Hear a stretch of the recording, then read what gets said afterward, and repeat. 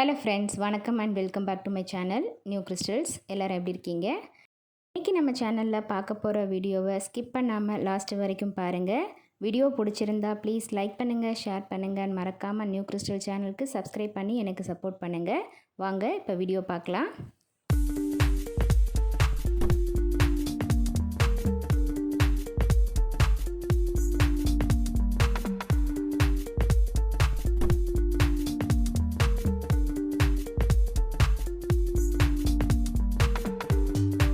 இன்றைக்கி நம்ம சேனலில் ஆடி 18 எங்கள் வீட்டில் எப்படி வணங்கணும் அப்படிங்கிறதையும், ஒரு யூஸ்ஃபுல்லான டோட் பேக் எப்படி வேஸ்ட் மெட்டீரியல்ஸில் ரெடி பண்ணலாம் அப்படிங்கிறதையும் பார்க்கலாம்.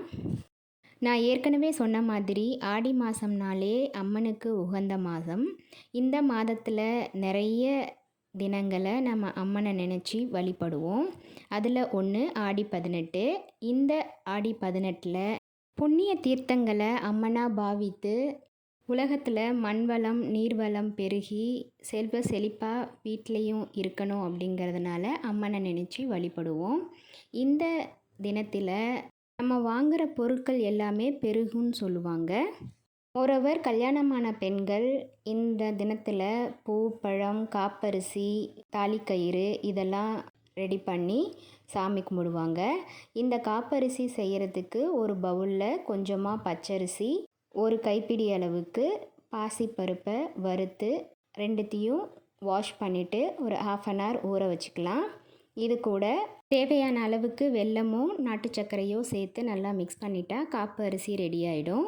அடுத்து கலசம் ரெடி பண்ணுறதுக்கு ஒரு செப்பு பாத்திரத்தில் கொஞ்சமாக தண்ணி நிரப்பிக்கலாம். கூடவே 2 சிட்டிகை அளவுக்கு மஞ்சத்தூள், ஒரு பிஞ்ச் அளவுக்கு பச்சை கற்பூரம் சேர்த்து நல்லா மிக்ஸ் பண்ணிவிட்டு கூடவே வேப்பிலையை சொருகி கலசம் ரெடி பண்ணிக்கலாம். பூஜை முடிஞ்சதும் இந்த தண்ணியை வீட்டில் இருக்கிறவங்க எல்லாருக்கும் குடிக்க கொடுத்துடலாம். இது கூட வச்சு படைக்கிறதுக்கு ஒரு கப்பில் துவரம் பருப்பு, மஞ்சத்தூள், சர்க்கரை, உப்பு, நம்ம ரெடி பண்ணி வச்ச காப்பரிசி, காதால கருகமணி, தாலிக்கயிறு, மஞ்சள், குங்குமம் வச்சு சாமி கும்பிடலாம். பூஜை அறையில் இதெல்லாம் ரெடி பண்ணி வச்சுட்டு சமைக்க வந்துட்டேன். சமையல் நார்மலாக சாம்பார், உருளைக்கிழங்கு பொரியல், சாதம் ரெடி பண்ணிவிட்டு அவல் பால் பொங்கல் செய்யலாம் அப்படின்னு சொல்லிட்டு ஒரு கப்பில் அவல் எடுத்திருக்கேன்.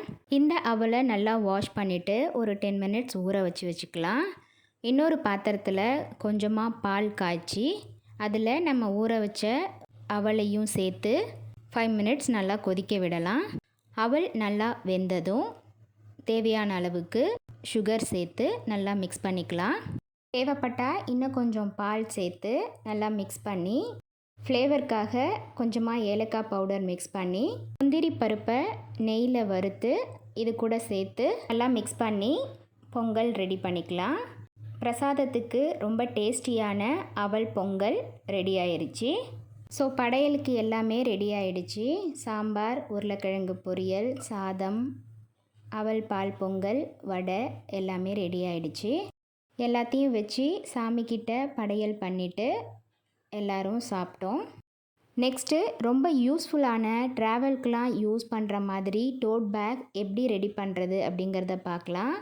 இது ஓல்டு ஜீன்ஸ் பேண்ட்லேருந்து ரெடி பண்ணியிருக்கேன்.